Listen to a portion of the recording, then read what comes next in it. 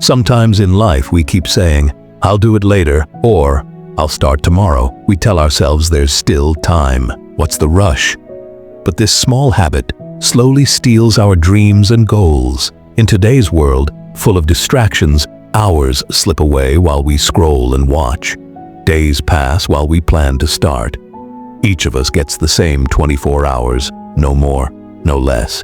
The ones who respect time rise toward success, while those who waste it are left behind, burning in the fire of regret. The topper and the failure, the dreamer and the doer, all live under the same clock. The difference isn't time, it's how they choose to use it. So if you don't want to miss the opportunities life offers you, listen to this story with your full attention. It's not just a story, it's a warning. In a bustling town, there lived a young man named Ayan. He was sharp, kind, and full of potential. His teachers admired his intelligence. His parents adored his curiosity. But Ayan had one weakness. He always waited for the right time. When his friends studied, Ayan said, "I'll start later." When opportunities came, he said, "I'm not ready yet." When life whispered, "Go," Ayan whispered back, "Soon." He wasn't lazy. He was comfortable. And comfort, more than failure, is the silent killer of dreams. One evening, while walking home, Ayan met an old clockmaker who was closing his tiny shop for the night. The clockmaker looked up and said, "Young man, why do you always look like you're in a hurry but going nowhere?" Ayan laughed. "Because I have time, old man. I'm young. I'll figure it out." The clockmaker smiled, the kind of smile that hides both wisdom and warning. "Then perhaps you need to see what your time looks like." He invited Ayan inside. The walls were lined with hundreds of clocks, large, small, golden, wooden, all ticking differently. Some loud, some soft. The sound filled the air like rainfall. The old man pointed to a dusty glass clock in the corner. "That's yours," he said. "My clock?"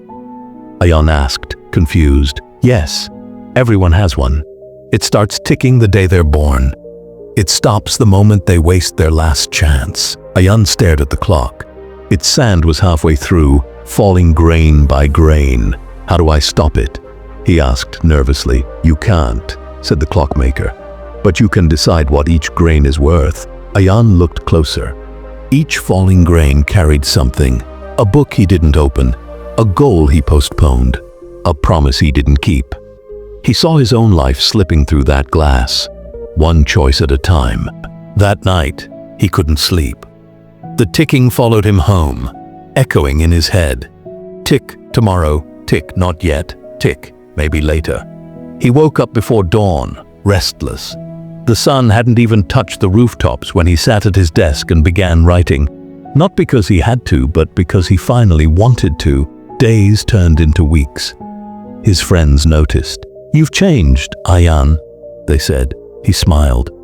"No, I just stopped waiting for the right time. I realized every second is the right time if you use it." He started small, finishing tasks the same day, saying yes to opportunities, helping others without delay. Every action gave him momentum. Every moment used gave him confidence. He visited the clockmaker again, months later. "My clock," Ayan said. "It must be running faster now." The old man laughed. "No, it's still the same. But you are no longer afraid of how fast it runs. You've learned to move with time, not against it. Time isn't an enemy. It's a teacher, the strictest one. It doesn't yell, it doesn't punish, it simply moves on. Whether you move with it or not is your choice. We think procrastination is harmless, but it's not a pause. It's a slow surrender. Every time you delay, you're handing a piece of your dream to nothingness. The truth is, your life won't wait for motivation. The universe rewards motion, not intention. When you start, even imperfectly, momentum builds. The door that looked locked suddenly opens, not because it changed, but because you finally turned the handle. Ask yourself right now, what are you delaying? A project? A skill? A better version of yourself? Write it down, look at it. Then start, not tomorrow, not after things settle, but now. Because every minute you hesitate, someone else is building the future you're dreaming about. You see, The difference between those who succeed and those who don't isn't intelligence or luck. It's respect. Respect for the present moment. Ayan learned that. You can too. One day, your clock will stop ticking. Not because it's broken, but because it's complete. When that day comes, what story will your sand tell? Will it whisper, "I waited too long"? Or will it roar, "I used every grain I had"? Don't wait for the perfect day. There isn't one. There's only today. Imperfect, uncertain, but alive. The best time to start is right now. So, before this video ends, make a decision, even a small one.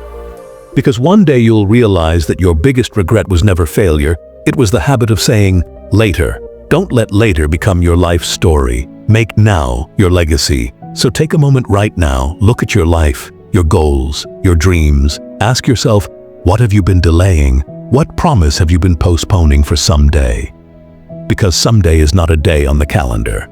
You have only today, and what you do with it will shape everything that follows. If this message awakened something inside you, don't let it fade away. Write in the comments what you're starting today, not tomorrow. Share this video with someone who keeps saying, later, because they need this reminder. And if this inspired you even a little, hit that like button. It tells us this message mattered. Subscribe and turn on the notification bell so you never miss another life-changing story that fuels your growth, your mindset, and your future. Remember, your time is your treasure. Use it, guard it, honor it, because once it's gone, it never comes back.